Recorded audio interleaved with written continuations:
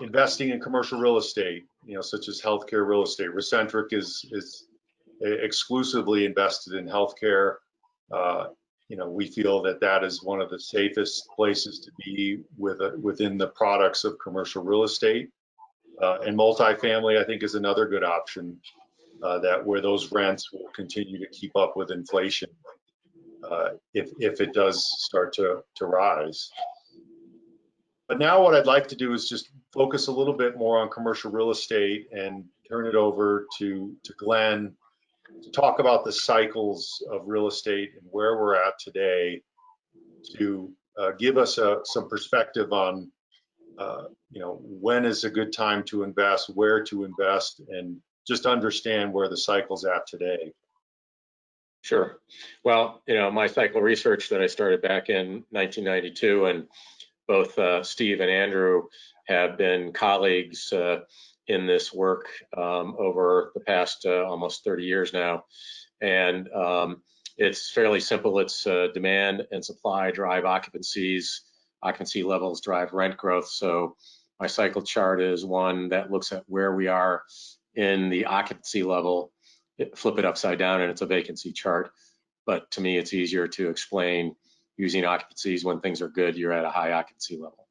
And you see here that as of the end of the second quarter, industrial and is at a peak, and it's mainly because demand is very strong.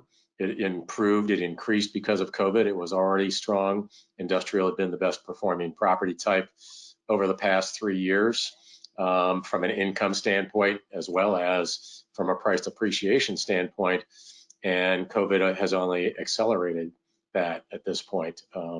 Retailers who are doing well are doing things online. You probably saw just a week or so ago, Walmart announcing that they are having a full online system like Amazon. So Walmart Prime, or whatever it's called, is going to compete against Amazon Prime.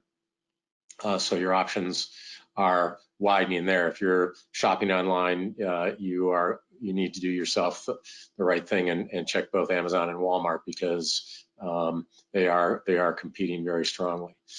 Most of the property types are in the hypersupply phase. Apartments was there before because there has been good, strong demand because of the millennial generation getting out of school and renting apartments. Average age of a first-time home buyer in the U.S. has been 36 for a very long time. So they're in their apartments for a long time. That continues today, even though now with very low interest rates, there's a lot of demand for single-family housing, which is doing very well. And you probably know that many of the wealthy are deciding that since they can't go out and have fun in their downtown condo in major cities, that they're going to resort towns where they already own a second home and deciding to live there. As a matter of fact, new term out there for everybody: instead of a boom town, where I live in Silverthorne, 70 miles west of Denver in the mountains, is now a Zoom town, because they can work virtually, have their conference calls and everything else on Zoom, from there. So traffic is up, number of new students coming into the school system is up, that kind of thing. When we look at office, everybody was worried that since it kickstarted everybody into working from home, that would continue. And while a few firms have announced that they're doing that and working virtually, most firms find that culture and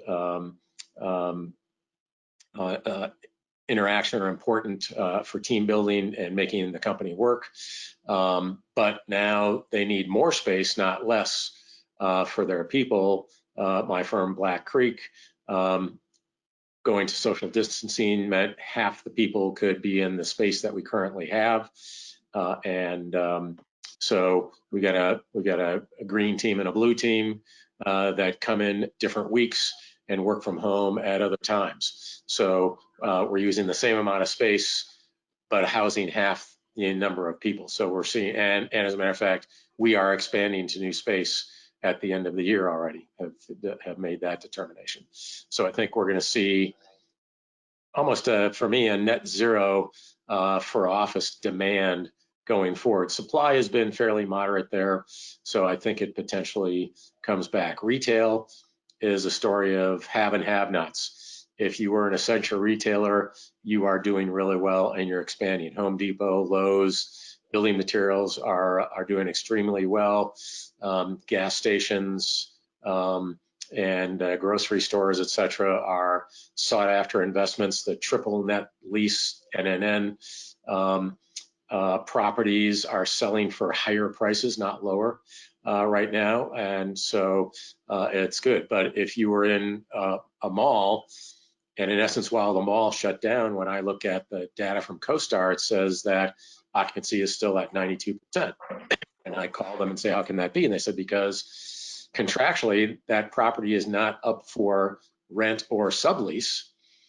It's sitting there with a couple of months of no rent being paid, but expecting to be reopened. So they're not shuffling tenants or anything else, whether it really comes back or not. Until the tenant goes bankrupt and the space gets put on the market as available, we don't see vacancy rates rising or occupancy rates declining. I believe it will happen, but it's going to be a slow trickle potentially over the next year. So selection there, extremely important from a have or a have not. So apartments doing well, office doing okay, retail having a problem, and of course hotels shut down but are bouncing back if it's a drive-to location. Many of them are full. We're trying to go up and do some foliage viewing with our grandchildren in Minnesota this weekend, and 90% of the hotels are full. Wow.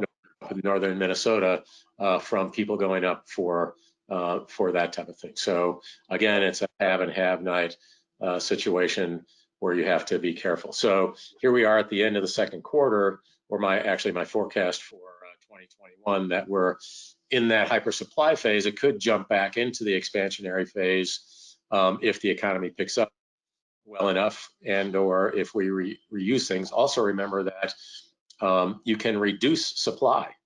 And in retail, we're seeing conversion of existing retail space into office, into last mile distribution, warehouse space, and that kind of thing. So the amount of retail available is actually declining in some cases. Sure. So it's a unique time. It really takes knowing your market and the demand factors that are going to drive the very specific sub property type that you're interested in investing in, and where those tenants in demand are coming from.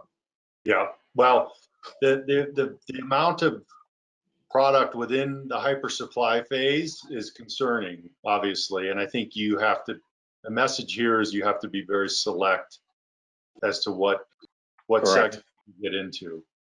Exactly. So yep. Yeah, very interesting times at this point. So this national property type cycle locations, do you want to talk about this? So interestingly enough, you would assume that prices would be going down, but high quality Class A properties, industrial prices are up,